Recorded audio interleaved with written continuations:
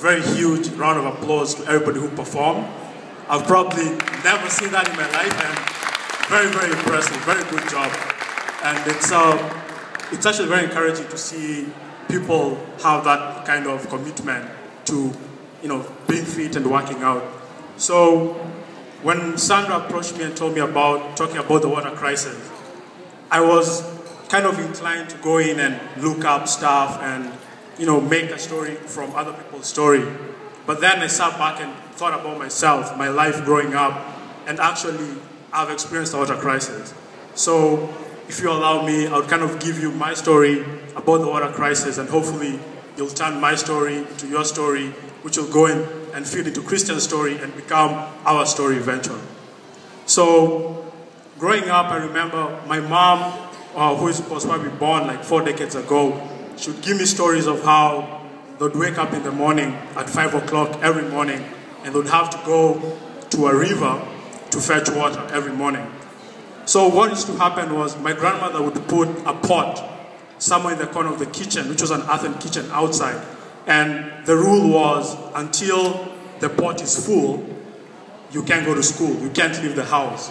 So kids would wake up every morning at 5 o'clock, go to the river, fetch water with a jerrycan similar to that, jerrycan, and would come in, fill the pot, and then go to do what normal kids do, go to school, play.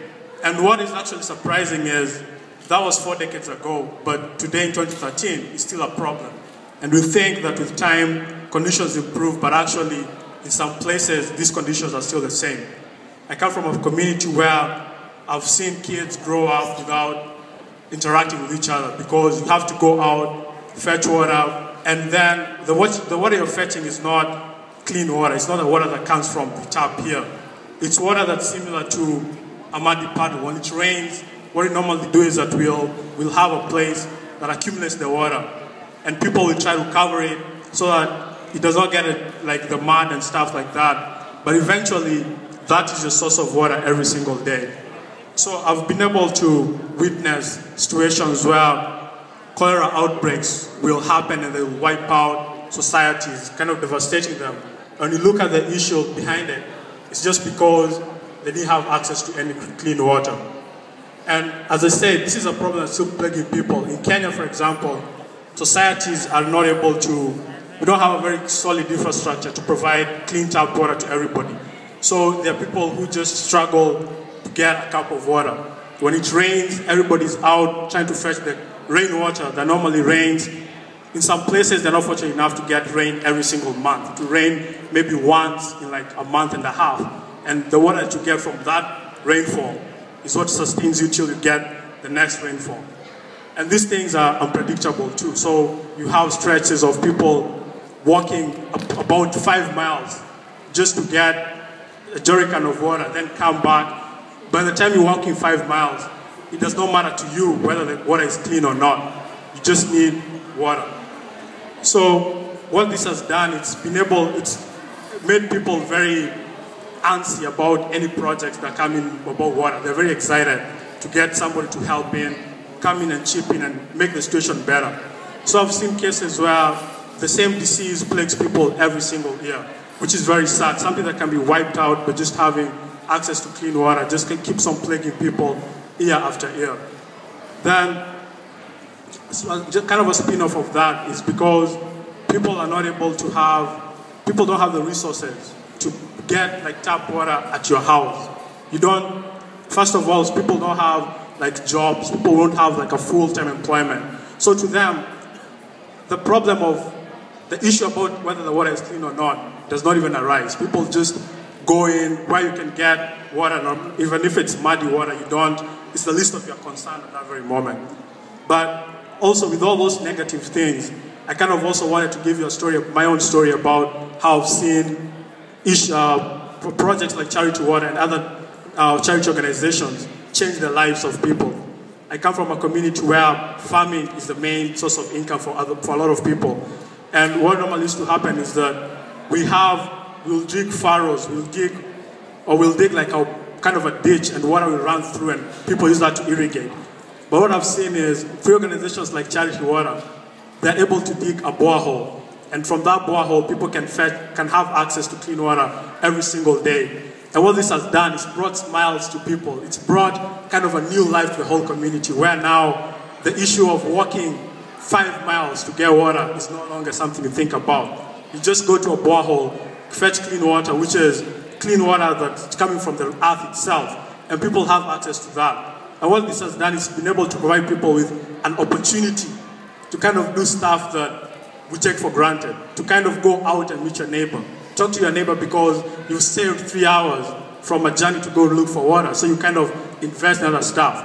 And this also has enabled kids to go to school. This is exciting to me because I came here to school, so when I see kids get access to school just because of something as simple as getting access to water, so they don't have to wake up at 5 o'clock in the morning, they can actually wake up, go to school excited because you have access to clean water. This is something, it brings a smile to my face every time I think about it, because I've seen the devastation of people walking like 2 miles, 5 miles just to get water. But now, with a borehole, something as simple as a borehole, you're able to wake up, dress up, go to school, play with fellow kids, and that's how they kind of get time to talk to each other and learn from each other. Then I've also seen another success story that I've been able to witness is the money that was initially being put in to all these outbreaks, these diseases.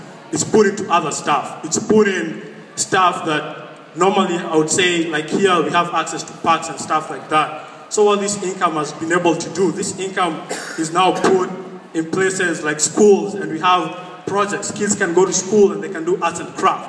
Just because initially they didn't have water, so most of the money that was coming healthcare-wise was just going into treating things like cholera and typhoid.